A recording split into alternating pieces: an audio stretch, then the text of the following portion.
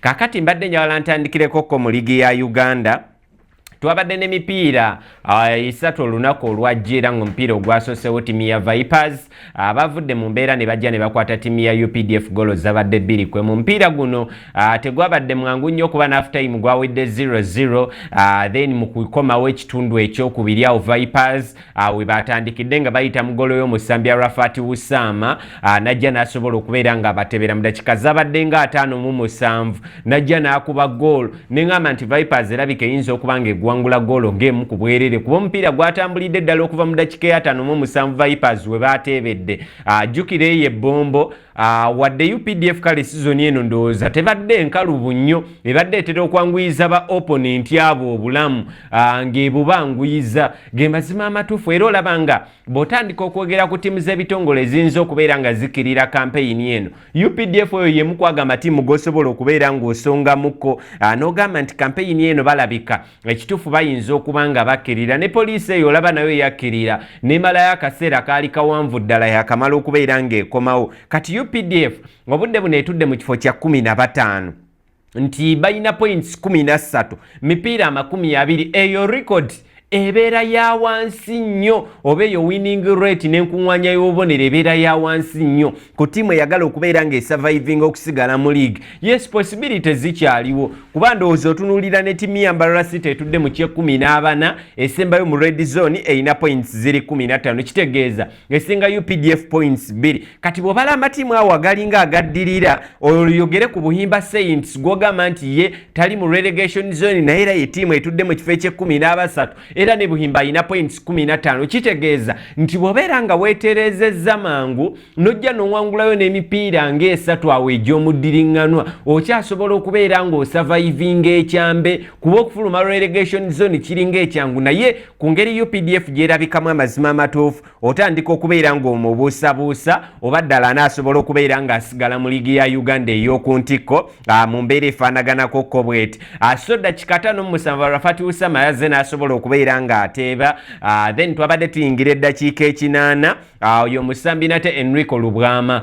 najja n'agatta omupiira ogwo ku sayidi ya UPDF nenga nti obusajja ke bugasse ebbanga lino ng'ate bubadde bukuba bbaaka nga yabuvunaanyizibwa n'endowooza nti bayinza okuba nga bakola amaliri naye nga ttiimu yonna ng'erwana paka ku nkomekerezo Vipers bazze nga bayita mugolo y'omusambi Abdulkarim Watambala mu dakiika abadde ya 85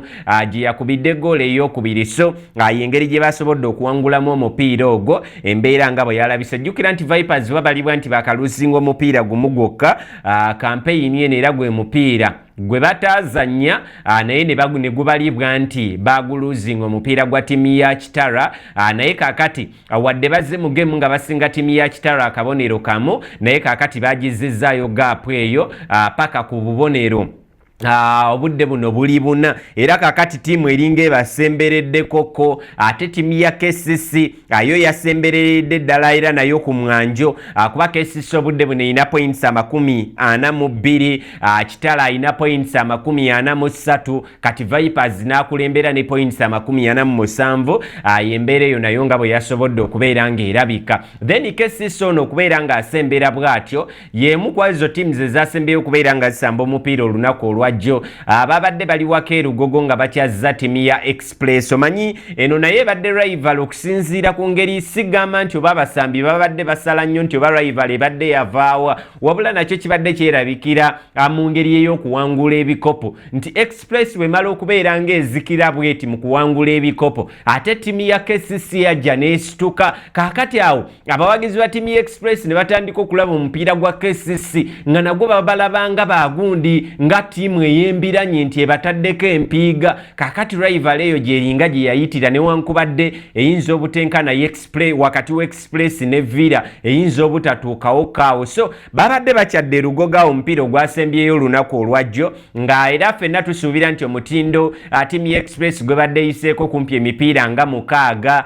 nga teruzinze mupiira gwonna newankubadde nti ebadde ttiimu nkozi ya maliri kuba bayinza okubuuza nti Express ono asemba ddi okubeera nga awangula okuwangula omupiira ng'amazima amatuufu kigenda kubeera nga kikaluubirira okuba ng'oyanukula kuba ndowooza ne bw'ogenda okuba ng'obabala kampeyini eno yennyini tubadde tubalaba nga baakawangula emipiira gibadde ena gyokka nga kigenda kuzzaayoko mu byafaayo oba okutunula emabega eri nga ojja kuddirayo paka ddala mwezi ogwa January nti ewini yaabwe yali yasembayo kitegeeza nti obudde buno batambuza mwezi gwa kubiri nga tebayinaamu wini naye nga bagenze okujjanga emipiira 5 gyonna egisembyeyo babadde bakola bukozi maliri ng'amaliri 4 gonna ga 0-0 then amaliri ga mupiira gumu nga gwe basobodde okubeera nga bateebamu goal kati tiimu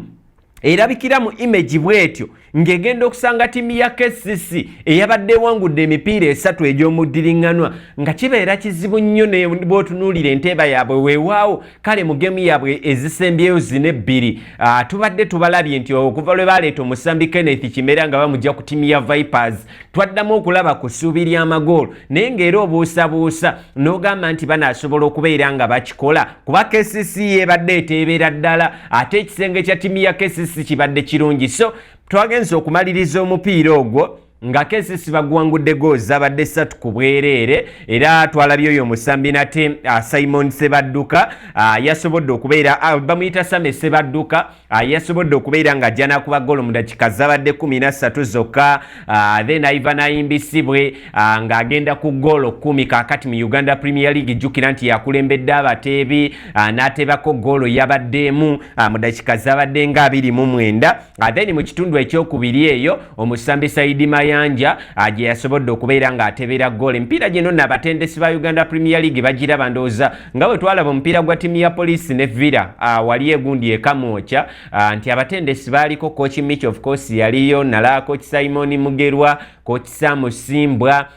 then ne coach gundi omutendesi w'eggwanga Paul Putti naye omu ku abo abatendesi abaaliyo kakati ate ne guno ogwa KCCA era abatendesi be bamu bonna nasobodde okubeera nga mbalabayo so bonna bagijjumbira simanyi omanyi kakati obudde buno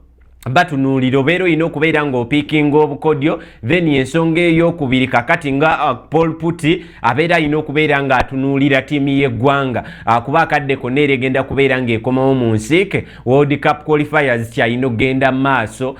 then ne AFCON naye era si lwasembera obeera olina okubeera ng'osuula enkesi kati coach Micho ye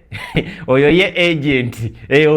agent agamba ni agent w'omusambi bwati ne bwati nga batandika okuyisaamu olukomaawo okukakana ng'ogenda otandika okubeera ng'okuba omupiira gw'ensi mu mbeera bwetyo emitala w'amayanja naye nga KCC bagwangudde goozi adde 3 ku bwereere so Team Express kakati mukadde kano ku kimeeza njagala okubeera nga nkutegeezaako batudde mu kifo kya 11 bakakuŋŋanya points 20 okuva mipiira 20 ate nga KCC mbadde mbagambyeko nti batudde mu kifo kya 3 balina points 42 ze points 5 emabega wa timu ya Vipers nabo abwe batyo bagenda okubeera nga bafaanana nti emipiira kakati giwunzika okubeera nga giggwayo kuba kakati jjukira ndowooza KCC bagenda kubeera nga bajja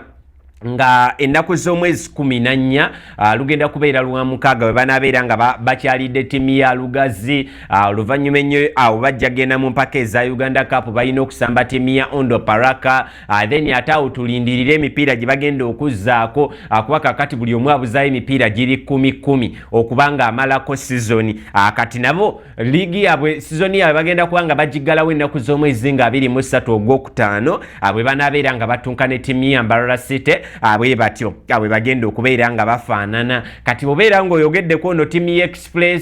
Express jukira anti ye kakati olugendo lwe lulimu ku maklabu agawera kagenda kubeera nga zaako timu ya URA eyo nayo tugitwala nti Nakivubo Dabbe kwa gonna amatimu gakozesa ekisaawe kyekimu then yajja kuba nga ajja mu mpaka eza Uganda Cup aline timu ya Red Devil FC gujja kubeererawo Nakivubo empiira gy'ebiri nga bwe giddako